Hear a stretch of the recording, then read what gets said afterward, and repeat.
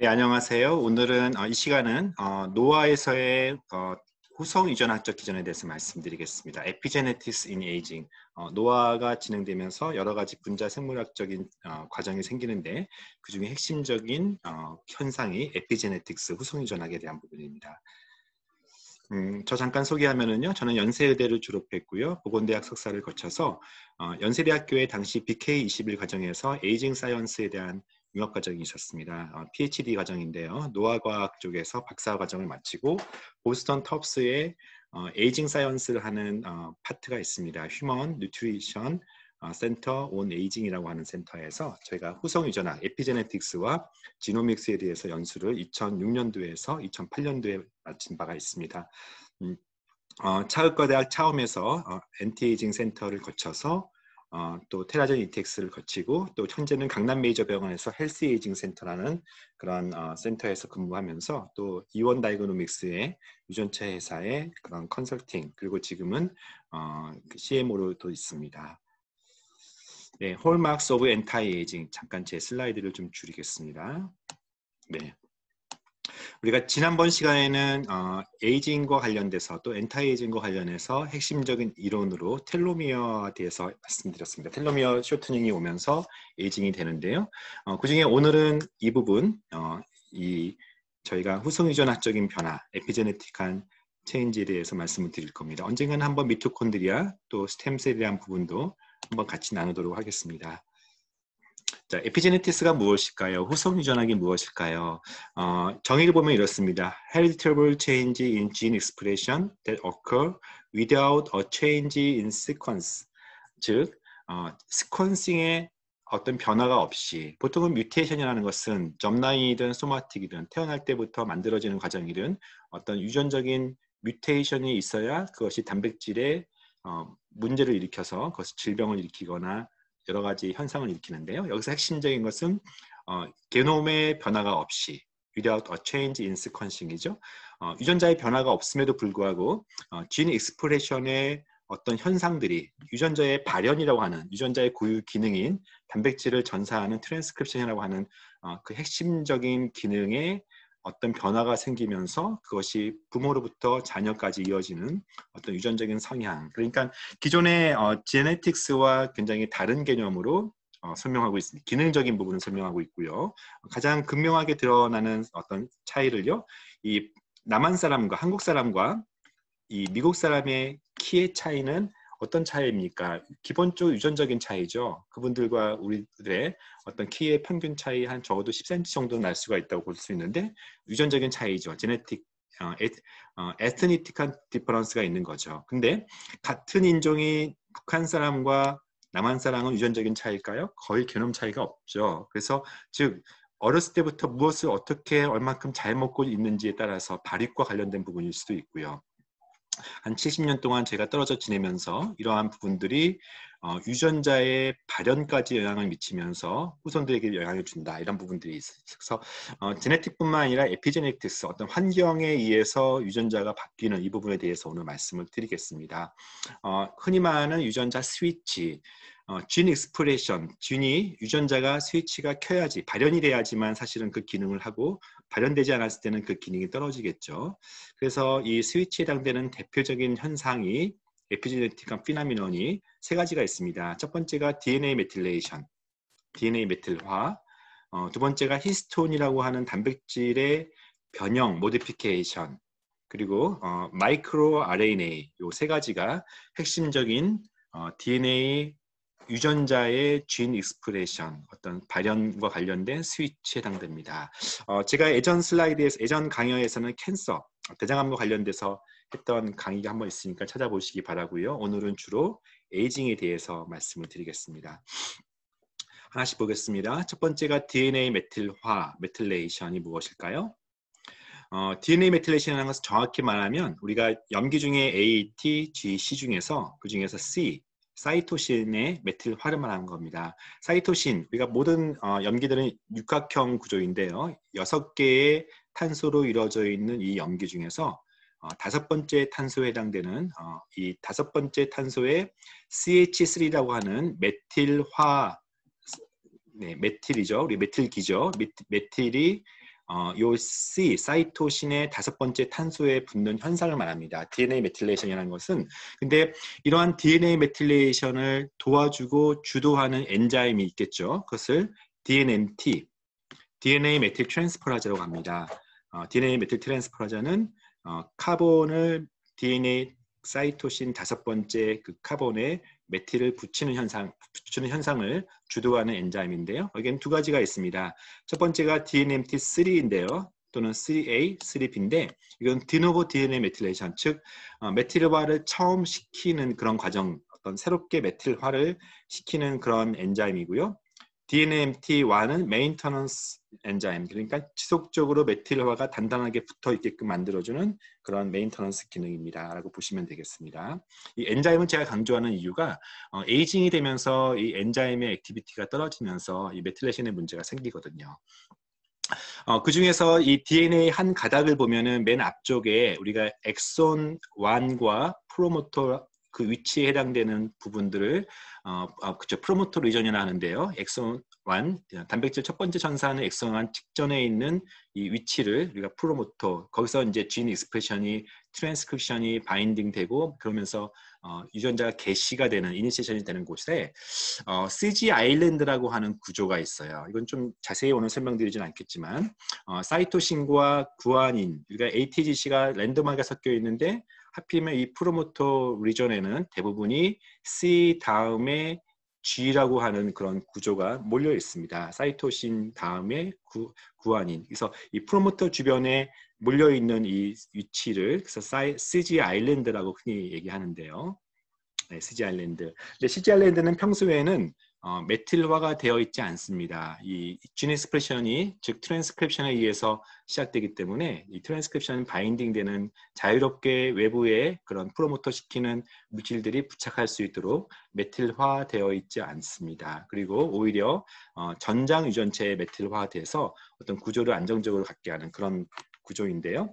그러나 캔서가 되는 과정 속에서, 암이 되는 과정 속에서 이 CG 아일랜드의 즉 프로모터 부분에 메틸화, 언메틸되어 있는, 메틸화되어 있지 않던 요 사이토신이 집중적으로 메틸화되는 하이퍼 메틸레이션이라는 현상이 생깁니다. CG 아일랜드 프로모터 부분의 하이퍼 메틸레이션, 이것이 진 익스프레이션, 어떤 유전자의 기능에 프로모션 시키는 데 있어서 어떤 밀집 구조를 만들기 때문에 기능을 떨어뜨려서 그 유전자, 예를 들어서 튜머 서프레스진, 암을 억제하는 유전자의 기능이 떨어지면 암을 억제 못하니까 암이 생기게 되는 그런 과정 중에 가장 핵심적인 과정입니다.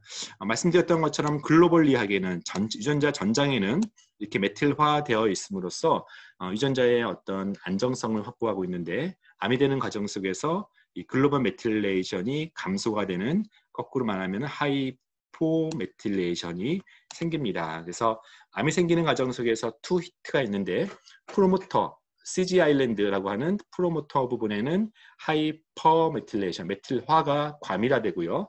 전장 유전체에서는 글로벌리 하이포메틸레이션, 이것이 암이 생기는 현상에 가장 두드러지고 있는 모습이라고 할 수가 있겠습니다. 자, 메틸레이션 잠깐 얘기했고요. 한 번 더 반복합니다. 두 번째는 히스톤 모디피케이션. 히스톤의 모디피케이션. 들어봤나요? 히스톤이요? 보통 우리가 히스톤 하면 어떤 구조죠?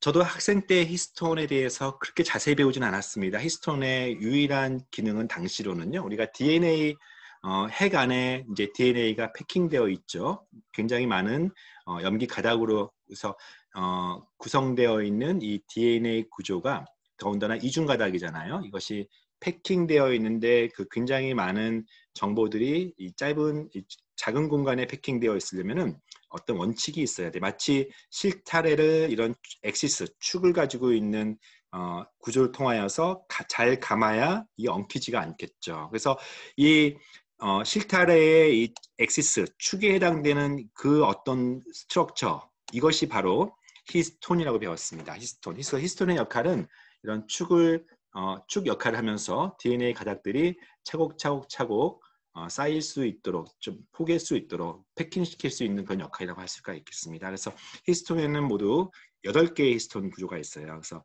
H, A, B, 3, 4 이런 식으로 이 1, 2, 3, 4, A, B 그래서 모두 8개의 옥타머로 구성되어 있는 것이 히스톤입니다. 이 정도 기능인 줄 알았어요.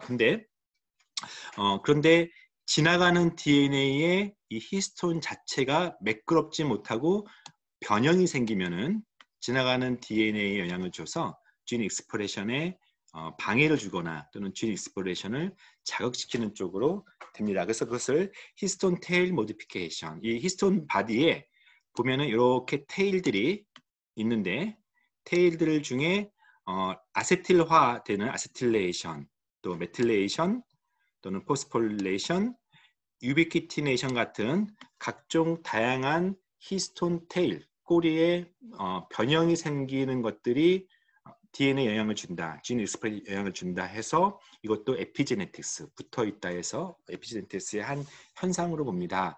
여기에 중요한 엔자임은요, 히스톤 모디파잉 엔자임에는 앞서 말씀드렸던 가장 대표적인 현상이 아세틸화입니다. 아세틸레이션인데요. 아세틸레이션을 촉진시키는 HAT라는 엔자임이 있습니다. 이것을 히스톤 아세틸 트랜스퍼라제 HAT, 아세틸레이션을 촉진시켜요. 반대로 아세틸기를 빼는 것을 히스톤 디아세틸레이스, 흔히 히덱이라는 표현을 씁니다. 그래서 HAT와 히덱 엔자임에 의해서 아세틸화, 아세틸을 떼는 역할을 합니다. 어떤 게 더 좋을까요? 좋다는 표현보다 어떤 현상이 있을까요? 아세틸화가 되어 있으면 거꾸로 이렇게 아세틸레이션이 되어 있으면 거꾸로 오픈 크로마틴, 즉 진 익스프레션을 시키는 그 프로모터 리전에 트랜스크립션을 시키는 그 첫 번째 위치가 오픈 구조화 되면서 히스톤 모디피케이션, 진 익스프레션을 더 쉽게 만듭니다. 그래서 HAT는 그런 오픈 크로마틴 구조를 만들어주고요.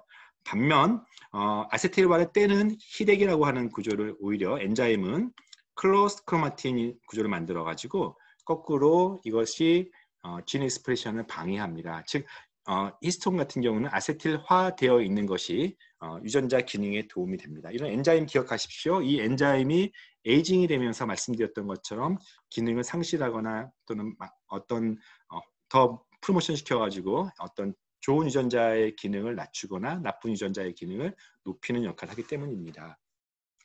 여러 가지 히스톤 모디피케이션 엔자임이 여러 종류 타입이 있다는 것을 보여주고요. 그 중에 한 타입이 SALT라고 하는 유전자, 보통 에이징과 관련된 가장 대표적인 유전자인데요. 이 SALT1 유전자는 각 장기의 노화와 관련된 대표적인 유전자이기도 합니다. 세 번째 스위치로는 마이크로 RNA가 있습니다. 마이크로 RNA. 우리가 메신저 RNA 들어보셨을 거고요. 트랜스크립션 RNA 들어보셨을 텐데 그렇게 게놈 가닥에 상보적으로 해서 그 DNA를 프로테인으로 전사하는 그 중간 매개의 메신저 RNA, 그걸 말한 게 아니고요. 그거는 굉장히 긴 가닥을 말하는데 마이크로 RNA 같은 경우는 굉장히 짧은, 말 그대로 짧은 RNA입니다. 약 18개에서 25개의 염기로 구성되어 있는 굉장히 짧은 RNA를 마이크로 RNA인데 원래 메신저 RNA와 똑같이 생겼어요. 그러면서 메신저 RNA가 붙어야 되는 그 위치에 이 마이크로 RNA가 붙음으로써 메신저 RNA가 DNA와 결합하는 것을 방해하는 역할을 합니다. 그래서 어떤 진 레귤레이터, 익스프레션의 방해자 또는 촉진자 역할을 하게 되는데요. 1993년도에 처음 발견한 이래 지금까지 수천 개 정도의 마이크로 RNA가 순차적으로 발견됐고 또 등록이 되고 있습니다. 진 익스프레션의 약 30% 정도를 설명하고 또는 관여한다 해서 작지만 중요한 에피제네틱 피노미나이기도 합니다. 이처럼 이 에피제네틱 체인지는 특히 임신과 관련해서 임신 중에 태아가 디벨롭하는 데 있어서 굉장히 중요한 역할을 하고요. 또 태어나서 성장하면서 청소년까지 그리고 에이징 되면서 끊임없이 바뀌는 라이프롱 에피제네틱 체인지입니다. 즉 우리가 어떤 음식을 먹고 어떤 환경 속에서 자라는지에 따라서 유전자의 기능이 계속 바뀌는 데 있어서 핵심적인, 특별히 노화와 관련해서 핵심적인 역할을 하게 됩니다. 그 중에서 첫 번째로 오늘 다시 한번 주로 많이 얘기하는 것이 DNA 메틸화인데요. 가장 대표적인 후성 유전학적 현상이기 때문에 그렇습니다. 글로벌리하게 전체 지노믹한 DNA 메틸화는 이렇게 임신 단계, 엠브리오닉 스테이트, 즉 태아 단계에서 엄마 아빠로부터 온 그런 에피제네틱 피노멘이 이렇게 지워지는 그런 디메틸레이션 시기를 갖고요. 임신 중기부터 다시 리메틸레이션이 되면서 그 태아의 고유한 메틸화 패턴이 정해지는 것이 임신 시기입니다. 포스트네이탈, 태어나자마자 전체적인 메틸화는 계속 이렇게 변화되다가 피크가 20대 초반까지 이제 전체적인 메틸 글로벌한 메틸 현상들이 있다가 나중에 20대 이후부터 노화가 되면서 지속적으로 감소하는 것들. 그래서 노화가 되면서 떨어지는 많은 현상들이 있는데 그중에 글로벌 DNA 메틸레이션이 감소하는 현상이 즉 크로모점의 어떤 불안정성을 가져오면서 암을 일으키기도 하지만 에이징이 되고 수명이 다하게 됩니다. 제가 다시 한번 이 부분들을 또 설명을 드릴게요. 그 중에서 이 에피제네틱인지를 좀 더 우리가 자세히 두 가지로 좀 구별해서 말씀드릴게요. 좀 전에 말씀드렸던 것처럼 글로벌리하게 전체적인 DNA의 메틸레이션이 나이가 들면서 하이포메틸레이션이 되는 과정이 있고요. 마치 암이 캔서가 생기는 과정과 똑같이 에이징이 생기면서 프로모터 부분, CG 아일랜드라고 하는 그 부분에 하이퍼메틸레이션이 되는 것도 하나의 두 가지가 중요한 현상이죠. 그래서 글로벌 DNA 하이퍼메틸레이션 온 에이징. 자, 테이블 2는요. 이 키스 2007은요. 제가 보스턴의 텁스에 있을 때 저랑 같이 연구원으로 있던 분 이름입니다. 저희 PI로 계셨던 최상원 교수님의 연구였는데요. 나이 든 쥐와 젊은 쥐를 비교합니다. 그래서 지노믹 DNA 메틸레이션을 카운트했더니 나이 든 쥐와 젊은 쥐의 어떤 패턴들이 훨씬 젊은 쥐에 비해서 이 메틸레이션 패턴이에요. 올 마이스 같은 경우는 훨씬 줄어드는 것을 볼 수가 있어요. 메틸레이션 전체에 글로벌 레이가 줄어들었고 또 어떤 음식을 먹는지에 따라서 폴릭 디피션시 어떤 폴릭 애시드 메틸 도너 중에 대표적인 엽산이 부족한 그룹과 엽산이 보충되고 엽산이 충분한 그룹에 따라서 이런 이 메틸레이션의 특정 부분 CG 아일랜드 부분의 메틸레이션도 차이가 있다. 이런 것들을 보여주는 그런 그림이라고 할 수가 있겠습니다. 이 에이징이 되면서 어떤 특정 유전자의 프로모터 부분, 즉 CG 아일랜드는 거꾸로 하이퍼 메틸레이션이 되면서 그 유전자의 기능을 망가뜨립니다. 대표적으로 에스트로겐 리셉터, 우리가 흔히 호르몬의 리셉터라고 불리는 ER진의 첫 번째로 연구됐는데요. 이 CG 아일랜드가 나이가 들면서 에이지드 휴먼 콜로니, 내시경을 통해서 그 점막들을 폴립을 떼가지고 점막을 봤더니 젊은 사람들에 비해서 나이 든 사람의 이 16 에스트로겐 리셉터 유전자의 앞부분이 메틸레이션이 증가된다는 것들을 보여줍니다. 증가됐기 때문에 그 유전자의 기능이 떨어졌다 이렇게 이해하시면 되겠습니다. 이처럼 에스트로겐 리셉터뿐만 아니라 IGF-2 또는 대표적인 그런 캔서 유전자들이 라스페밀리라든지 캐디린 같은 어떤 대표적인 바이오 캔서 관련된 유전자들이 티슈마다 다 다른 현상으로 메틸레이션 패턴이 증가되는 것들을 볼 수가 있습니다. 글로벌리하게 하이포메틸레이션 되는 것도 제가 중요한 현상이라고 말씀드렸는데요. 제가 다음 표로 말씀드릴게요. 왜 나이가 들면은 메틸레이션이 전반적으로 떨어지느냐? 첫 번째가 인도지네스 코스, 즉 노화 자체, 어떤 그 나이가 들어가는 사람들의 자체의 문제인데요. 제가 아까도 메틸 트랜스퍼라즈라고 하는 엔자임이 DNA 어떤 효소가 나이가 들면서 효소의 액티비티가 떨어지는 게 첫 번째고요. 또는 크로마틴 이니티비션, 아까도 히스톤 모디피케이션과 관련돼서 히스톤 디아세틸레이션이라고 하는 현상도 그 중에 하나의 요인이라고 할 수가 있겠고요. 나이가 들면서 호르몬의 감소도 이런 메틸레이션의 전반적인 감소와 좀 관련된다. 또 하나는 누트리션이에요. 갑자기 왜 누트리션이 나왔냐? 메틸레이션의 그 소스, 메틸레이션을 전달하는 것들이 대부분 외부에서 먹는 음식이거든요. 뒤에 좀 나오겠지만 이런 폴레이트 또는 콜린, 메티오닌, 징크, 셀레늄 같은 대표적인 이런 바이타민과 미네랄들이 나이가 들면서 감소가 돼요. 먹지 않아서 생기는 문제도 있고 그것을 흡수하고 소화시키는 여러 또 대사들이 나이가 들면서 줄어들기 때문이기도 합니다. 또 나이가 들면서 많은 약들을 먹고 또 독소가 쌓이면서 메틸레이션의 변화가 생기는 것도 한 가지가 있고요. 또 환경적인 요인, 자외선 같은 부분도 설명할 수가 있습니다.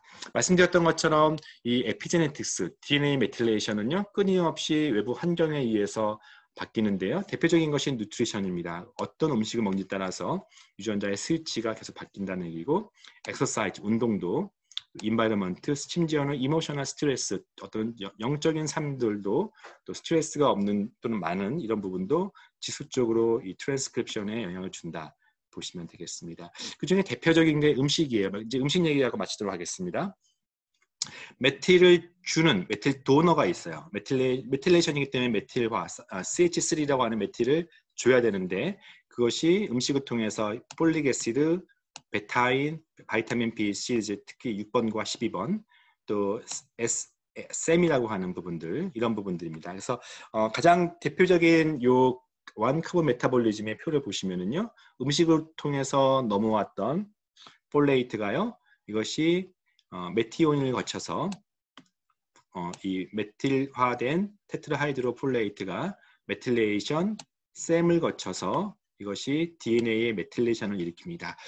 이러한 작용이 원만하지 않을 때는요, 예를 들면은 셈이 메틸레이션을 주는 과정 속에서 방해를 받으면은요, 이것이 호모시스테인을 증가시켜서 즉 메틸레이션은 감소하고 호모시스테인은 증가해서 암을 일으키거나 심혈관 질환을 일으키는 그런 과정들이죠. 그래서 곳곳에 비타민 B12가 있거나 비타민 B6번이 도와주거나 또는 베타인 같은 그런 엔자임들이 베타인 같은 그런 음식 소스들이 도와주거나 엽산 같은 이런 것들이 다 통칭해서 저희가 DNA 메틸화를 도와주는 메틸 도너라고 부릅니다.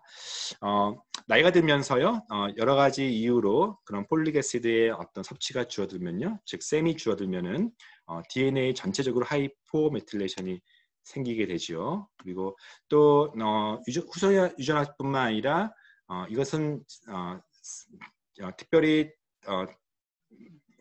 특별히 DNA 신테시스도 영향을 줘가지고 전반적인 어떤 유전적인 어떤 불안정성을 가져오면서 이것이 캔서를 일으키기도 한다는 그런 얘기죠. 단순히 이런 메틸 도너에 해당되는 바이타민 미네랄뿐만 아니라 그 중에서 홀푸드 중심으로 또 음식도 되게 중요한데요. 잠깐 좀 보면은 DNA 메틸 트랜스퍼라자고 하는 엔자임의 방해를 받는 이 엔자임들의 기능들을 엔자임들을 막는 것을 도와주는 대표적인 음식들이 셀레니움, 또 제니스테인이라고 하는 소이빈, 레스베라트롤, 또 그린티, 설포라판 이런 대표적인 항산화 또는 항염 바이오 액티브 푸드들이 이런 DNA 메틸레이션들을 도와주게 됩니다. 그래서 앞서 말한 것처럼 바이타민, 특별히 B6번, B12번, B2, 엽산 이런 메틸 도너뿐만 아니라 메티오닌, 콜린, 베타인, 세린, 징크, 셀레니움 그리고 앞서 바이오 액티브한 푸드 중에 제니스타인 또는 티, 그린티 이런 레스베라트롤 이런 부분들이 DNA 메틸레이션에 도움을 줍니다. 메틸 트랜스퍼라제가 에이징되는 것을 막아준다 이렇게 보시면 되겠습니다. 아까 말씀드렸던 그 실험인데요. 폴릭 애시드가 부족하거나 또는 어느 정도 보충됐거나 많이 보충되는 데 따라서 이 메틸레이션의 차이가 60, 96, 159까지 차이가 나는 것들을 보여주는 표입니다. 히스톤 모디피케이션도 우리가 음식에 의해서 조정됩니다. 역시 그린티뿐만 아니라 커큐민, 우리가 강황이라고 불리죠. 카레의 성분에 되는 그런 강황과 같은 부분도 또 소이빈, 역시 레스베라트롤, 브라질리언 너트 같은 부분, 잘 알려져 있는 또는 갈릭, 알레신 같은 갈릭 같은 좋은 바이오 액티브 푸드들이 히스톤 모디피케이션을 좋은 쪽으로 도와줍니다. 거기에 대한 자세한 표를 어떤 엔자임들이 관여되는지를 보여주죠. 마이크로 RNA 역시 제니스타인이나 커큐민 같은 그린티 같은 부분들이 투머 서프레스 진 그러니까 마이크로 RNA 기능 중에 암을 억제하는 그런 기능은 활성화시켜주고 온코제닉 마이크로 RNA, 즉 암을 일으키는 그런 마이크로 RNA는 억제해서 이러한 바이오 액티브 푸드들이 어떻게 암을 막고 에이징을 막아주는지에 대한 부분들입니다. 거기에 대한 인비보, 인비트로 실험에 대한 부분들이죠. 정리하면 우리가 흔히 주변에서 많이 먹는 좋은 음식들, 그것이 이제 커큐민도 그렇고요, 그린티도 그렇고요, 레스베라트롤 같은 이런 좋은 항산화, 항염 음식들이 사실은 이런 에피제네티컬리 DNA 메틸레이션의 히스톤 모디피케이션의 마이크로 RNA에 도움을 주어서 캔서를 막을 뿐만 아니라 에이징도 막아주고 알츠하이머 치매 같은 것도 막아준다는 그런 그림입니다. 이런 자세한 내용들이 제가 헬스 에이징 앤 롱거버티라고 하는 그런 시리즈 중에서 그 중에서 뉴트리션, 엑서사이즈, 에피제네티스, 에이징 인터벤션이라고 하는 이 제목으로 제가 같이 저자로 참여했었는데요. 영광스럽게도 첫 번째 챕터에 최상훈 교수님과 함께 제가 코오서로서 썼던 부분이 이 뉴트리셔널 에피제네틱스 앤 에이징이라고 하는 부분이어서 한번 제 이메일로 혹시 관심 있는 분들은 저에게 요청하시면 제가 원본 책을 보내드리도록 하겠습니다. 저희 강남 메이저 병원에서는 에이징에 대한 부분들, 그 중에서는 이제 세포의 에이징뿐만 아니라 저희가 미토콘드리아 노화, 호르몬의 노화, 그리고 커그니티브한 에이징, 뇌의 노화, 무엇보다 스트레스에 대한 마음의 노화들을 다루고 있는 그런 클리닉입니다. 자, 뭐 앞선 부분들이 조금은 기초적인 부분이어서 후성유전학에 대해서 좀 어려울 수 있지만 핵심은 이렇습니다. 우리가 먹는 음식이 또 우리가 생활하는 습관들이 어떤 운동이나 또는 독서와 같은 어떤 환경적인 요인까지 포함해서 끊임없이 우리 유전자를 바꾸고 또 노화를 촉진시키거나 심지어는 암을 일으키기도 합니다. 그 중에서 가장 핵심적인 부분이 후성유전학이라고 하는 그런 기전들입니다. 후성유전학이 우리 몸속의 DNA를 어떻게 바꾸고 메틸레이션 같은 그런 현상들이 진 익스프레션, 즉 스위치 역할을 하면서 우리 좋은 유전자를 켜고 나쁜 유전자를 끄는지 또는 그 반대인지에 대해서 오늘 강의를 했습니다. 제가 다음 시간에는 저희가 계속 미토콘드리아 부분들을 좀 다룰 테니까요. 계속해서 좋아요, 구독, 그리고 관심 가지고 지켜봐 주시고 응원해 주시면 감사하겠습니다. 이상입니다.